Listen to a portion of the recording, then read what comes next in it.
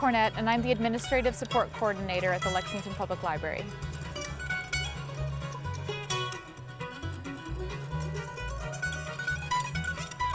The Festival of the Bluegrass is the oldest family-run bluegrass festival in the world. It was started in 1974 by my husband's grandparents, Bob and Jean Cornett, and it's a celebration of bluegrass music and Appalachian culture. We are considered the premier traditional bluegrass festival in the country.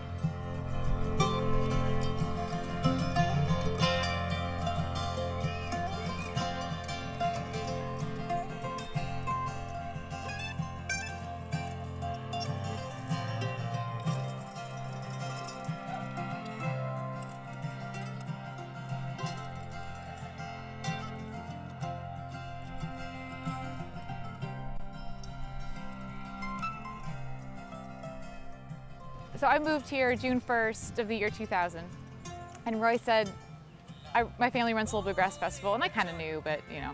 And I worked at least 2 shifts a day for 5 days after, a week and a half of living in Kentucky, not knowing any of his family. We would come out and camp and avoid authority and hardly ever made it into the concert area, and we were just campers.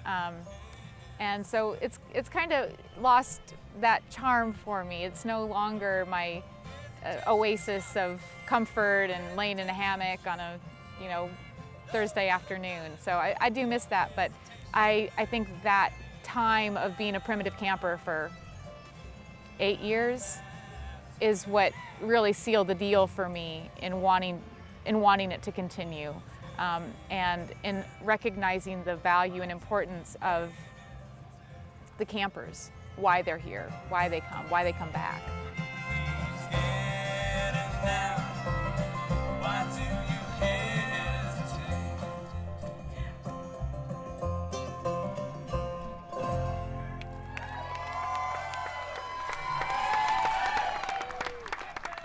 Over 70% of our audience camps. We are absolutely a camping festival. Most people come out and are set up for 7 to 10 days before the music starts.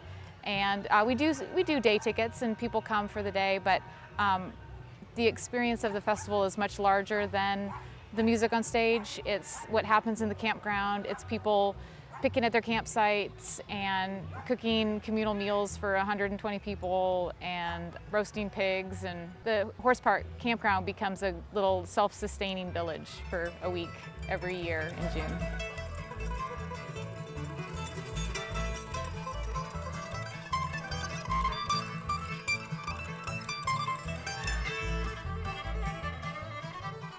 We listen to our audience. We don't really listen to a lot of bluegrass. So we listen to what our audience wants. This is their festival. We just put it on for them. Like Daly and Vincent, we have them tonight, and they've been asking for them for 3 years. So we finally said, all right, let's book them. Let's see how it goes. That's a big part of it. A lot of it are Eastern Kentucky bands, local bands that we want to, it's a big deal to get on this stage. A lot of bands will book for that reason, but we'll get a couple names and we'll watch them on YouTube.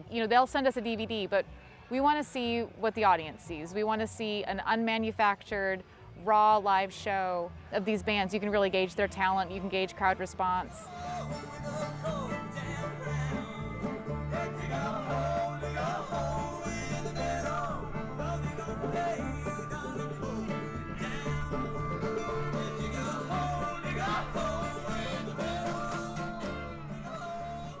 At the library, I'm the Administrative Support Coordinator. What do?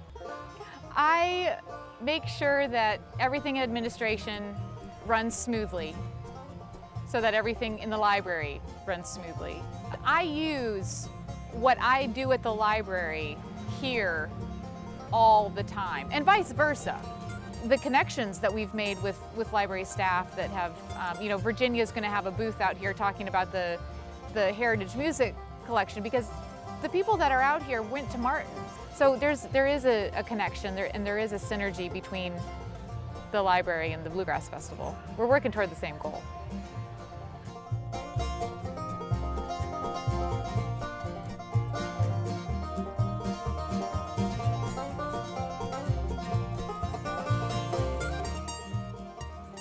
and I argue over what our titles are. We are equals in the business. I call myself an event producer because that's what my name badge says when I go to the International Bluegrass Music Association conference. Roy calls himself Chief Flunky. I think that probably speaks to both of our roles. I'm a little bit more organized and make sure that all the bands have contracts signed and packets are ready to go at the gate. We could not run this festival without the infrastructure that Bob and Jean built and the crew and the volunteers that have amassed over the since 1974. I mean, we have 3 generations of families that have been coming out since 1974. Their grandkids are now helping us set up every week. So it takes a good solid 4 days to make the Horse Park Campground functional for a festival. And we probably have 15 guys and gals that come. They feed us, they feed the crew, they dig fence post holes, they do everything. They make electricity come out of thin air. They are absolutely the most incredible people. Our role is largely a year-round organization of planning and event management. By the time the music starts, our work's pretty much done, and by Saturday night, we just kick back and enjoy it. So we don't have a staff, it's just the 2 of us. So by the time the festival starts, we have everybody here. We have all of Roy's family is here to help, all of our friends are here to help, so we can kind of take it easy and let them do some of the heavy lifting.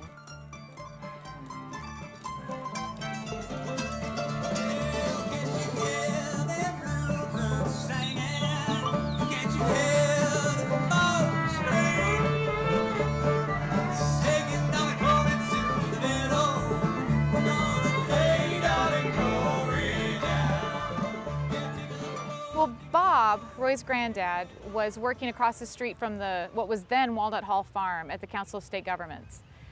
Bob looked across the street and said, this would be a great place for a bluegrass festival. They got kicked out of what is now the Kentucky Horse Park to build the Kentucky Horse Park, and they moved to Masterson Station Park.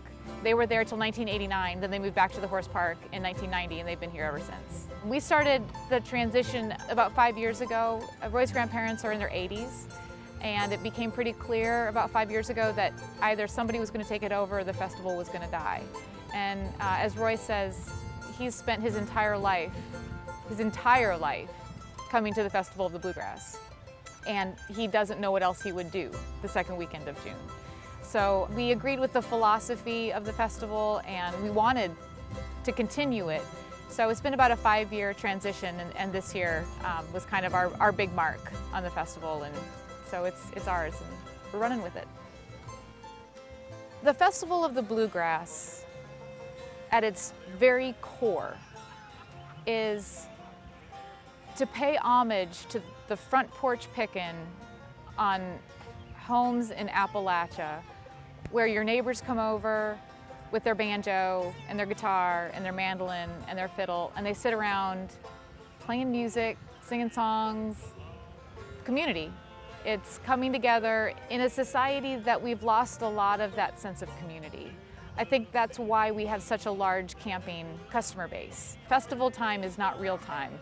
Everything is different out here, and so it's just really a celebration of community. It's as I said, you cook food and you share it with your neighbors at your campsites. You make friends, and maybe you only see each other once a year, but you see each other once a year and you have a really great time.